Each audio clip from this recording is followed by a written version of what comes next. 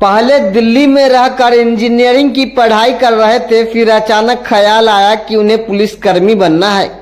फिर उन्होंने अपने मोबाइल से यूट्यूब निकाला और देखा डीएसपी का कार्य करने का तरीका। डीएसपी का कार्य, फिर सिलवा ली वर्दी और बन गए डीएसपी और कटिहार पुलिस को आंख में धूल झोंकने लगे। इस मामले का खुलासा तब हुआ जब दंडखोड़ा थाना अध्यक्ष रात्रि गश्ती के दौरान वाहन चेकिंग अभियान चला रहे थे। वाहन चेकिंग के दौरान उन्होंने पाया कि एक कार में बिहार पुलिस का लोगो लगा हुआ है और साहब वर्दी में है। जब दंडखोड़ा थाना अध्यक्ष ने उनसे बात की तो उन्होंने खुद को बताया कि वो 66वां बैच के प्रशिक्षु डीएसपी हैं और वह अपने घर आए हैं। लेकिन जैसे ही दंडखोड़ा थाना अध्यक्ष को शक हुआ तो उन्होंने इसकी पड़ताल शुरू कर दी।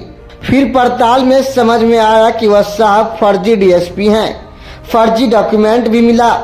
कटिहार पुलिस ने उसे पूछताछ करना शुरू कर दिया।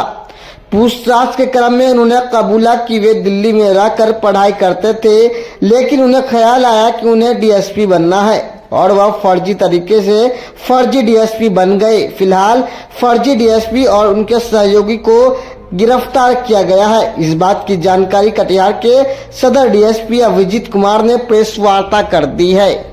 कैसे हुआ, कैसे हुआ? कल दंडखोड़ा थाना प्रभारी रात्रि गश्ती में थे और वाहन चेकिंग कर रहे थे। पूर्व में भी हम लोग को ऐसी सूचनाएं मिल रही थी कि कोई व्यक्ति के द्वारा प्रशिक्षु डीएसपी बन के थानों को और सीनियर अधिकारियों को पैरवी करने के लिए फ़ोन किया जाता है। ये बात हम लोग की नॉलेज में थी। जब हम लोगों ने दंडखोड़ा थाना प्रभारी ने गाड़ियों को चेक कर रहे थे तो इनकी गाड़ी को जब रोका, इस पर पुलिस का निशान लगा बना हुआ था और उसमें वर्दी में एक व्यक्ति बैठे हुए थे। जब इनको रोका और उनसे पूछताछ की तो दंडखोड़ा थाना प्रभारी को शक हुआ। दंडखोड़ा थाना प्रभारी ने जब इनका नाम पता सब कुछ पूछना शुरू किया तो इन्होंने बताया कि मैं 66वीं बैच का बिहार पुलिस सर्विसेज का प्रशिक्षु डीएसपी हूँ। मेरी ट्रेनिंग में जिला मुझको मोतिहारी मिला हुआ है और मैं घर आया हुआ हूँ। इस पे थोड़ा सा इनको दंडखोड़ा थाना प्रभारी को शक हुआ कि छुट्टी के समय में वर्दी पहन के क्यों कोई प्रशिक्षु डीएसपी मिलेगा। तो 66वीं बैच की एक प्रशिक्षु डीएसपी हम लोगों के यहाँ पे हम लोग के जिला में प्रतिनियुक्त है। उनसे जब इनके नाम का बारे में जानकारी प्राप्त की गई तो पता चला कि इस नाम का कोई भी व्यक्ति ट्रेनिंग नहीं ले रहा है। फिर इनको थाना पे लाके और जांच किया गया तो इनके पास से टूटी फूटी इंग्लिश में बनाई हुई आई कार्ड मिला, जो कि फेक बनाया गया था। वैसा बिहार पुलिस सर्विसेज से किसी भी ऑफिसर को वैसा आईडी कार्ड निर्गत नहीं किया जाता है। जब हम लोगों ने थोड़ी कड़ाई से पूछताछ की तो उन्होंने एक्सेप्ट किया कि नवंबर 2023 में ये दिल्ली में रहते थे और इंजीनियरिंग की तैयारी कर रहे थे।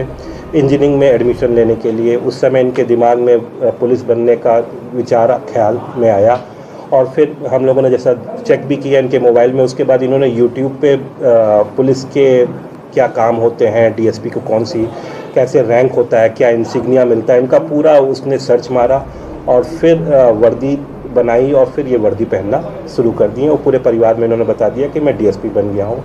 फिर धीमे धीमे कुछ लोगों के संपर्क में आया, जिसमें से एक व्यक्ति मोहिदुद्दीन भी साथ में अरेस्ट हुए हैं, जिन्होंने अपनी गाड़ी में पुलिस ने लगाया था। उनके संपर्क में आने के बाद इन्होंने पैरवी करना शुरू किया और बहुत सारे ओरिजिनल डीड भी ज़मीन के बरामद हुए हैं। उसके बारे में जब पूछताछ किया गया तो ये अपना प्रभाव दिखा के सीईओ और बीडीओ के कार्यालय में भी जाते थे और वहाँ से भी कुछ गलत सलत काम कराने के लिए पैरवी करते थे और म्यूटेशन और ये सब चीज़ें कराया करते थे।